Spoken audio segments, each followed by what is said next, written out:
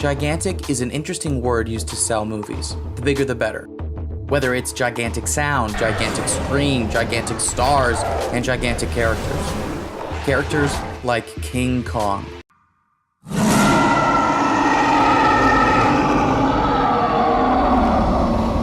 You don't get much more gigantic than that. King Kong has appeared in 9 major motion picture releases, spanning from 1933 all the way until today, with Kong, Skull Island, about to rampage into theaters. Audience fascination with King Kong is not hard to understand. It's a gigantic gorilla, and thinking any deeper than that would just ruin the movie. So thank you for watching MOVI, like, subscribe, follow us on Instagram, email us at hellomovi@gmail.com. But what if there was more to King Kong than just all that excitement about a big monkey? Film, like any art form, often exists to tell 2 stories at once. There is an initial captivating story, and then a subsurface one. This is why the 1950s were such a mess for many screenwriters, being blacklisted for including communist ideas in their films subliminally. It was considered a legitimate threat to the national security because of the effective work of subliminal messaging in film. A movie can accomplish 2 things at once. And I find that within the broad genre of monster movies, we can find the simplest and often most shocking secret stories. Monsters are so easy to use because we all share common experience with them. We are all afraid. Whether it's in the dark, it's just out of sight, it's waiting, it's breathing deeply. Some devilish motivation stirring in its twisted mind, hell-bent on our suffering and destruction. As with literature, the motif of the monster is used to great effect in film. Iterations of the wolfman or werewolf are used to express the monster we all fear is within us, that we are capable of evil and terrible things. The creature from the Black Lagoon, the shark in Jaws, representing fear of the depths of the unknown.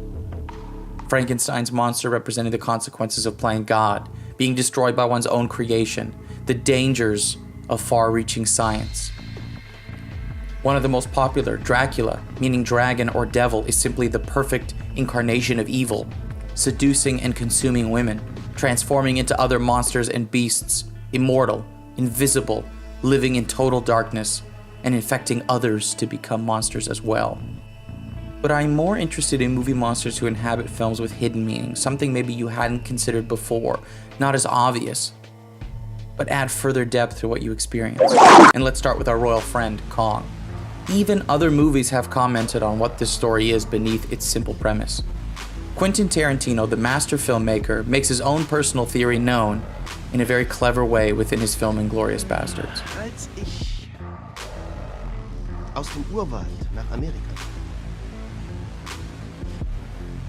fuhr ich da mit dem Schiff. Ja.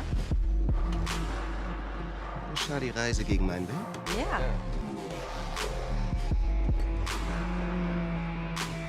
Auf der Schiffsreise lag ich dein Kind. Ja. Als ich in Amerika ankam, wurde ich deinen Ketten zur Schau gestellt. Ja. Bin ich die Geschichte des Negers in Amerika? Nein. Also dann muss ich King Kong sein. Oh. And there it is. King Kong, about slavery. An entire race of people stolen away from their native land, chained and put to use by the white man, and once broken free from bondage, they are killed for fear that they are taking our women and harming us at the core of our urban centers. Yeah, I know, it's crazy. This movie was one of my favorites from the year of its release and remains one of my favorite horror films because of how clever and simple it is. The story. After the sudden death of her husband, a woman begins to crack under the pressure of raising her difficult son on her own, when a mysterious book appears, which tells of the Babadook. And you can't get rid of the Babadook. This monster appears when it wants, possesses, terrorizes, causing hallucinations, and tears this woman apart.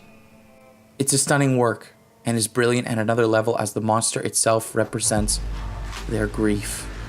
This mother and son, their tragedy and loss manifested as a cloaked demon who cannot be escaped, but can be accepted. It's incredible, and it's really worth a watch. Equal to King Kong in fame and giganticness, is another movie monster, Godzilla. This Japanese creation has seen enormous box office success and captured my imagination as a child. As a little kid, I loved dinosaurs and dragons, and the power and enormity of Godzilla was exciting to me. As I grew older, I found a new appreciation for this monster lizard when learning its origin, birthed in the painful history of Japan. Godzilla levels entire cities and cannot be stopped. It leaves nothing but rubble in its wake and attacks without mercy. Godzilla represents the nuclear bombs dropped on Hiroshima and Nagasaki during World War II. All the grief and terror of those attacks is encapsulated within this unstoppable force of a monster. Something with no emotion, no pity, and no remorse. And finally, the most gripping and controversial movie monster of all, the Alien, from Ridley Scott's monster sci-fi horror masterpiece. It's about sexual assault. And this isn't my idea. From screenwriter of Alien, Dan O'Bannon. One thing that people are all disturbed about is sex. I said, that's how I'm going to attack the audience. I'm going to attack them sexually. I'm not going to go after the women in the audience. I'm going to attack the men. I'm going to put in every image I can think of to make the men in the audience cross their legs. Homosexual oral rape, birth.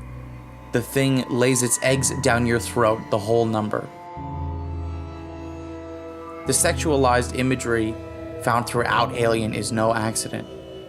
Consider what this does to the movie itself. It adds a new and disgusting layer to it that makes it even more effective. These interpretations and hidden meanings are meant to amplify the storytelling. Analogy is a powerful thing. You can hide things and wait for the discovery. And within the monster movie genre, there are deep and terrifying things hidden away.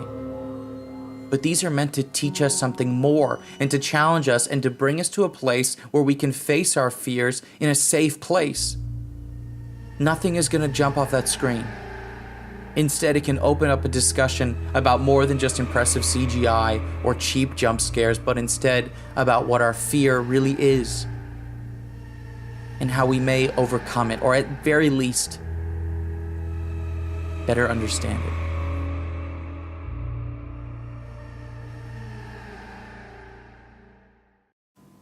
Thank you for watching MOVI, and please comment below what are your favorite movie monsters and what might they represent.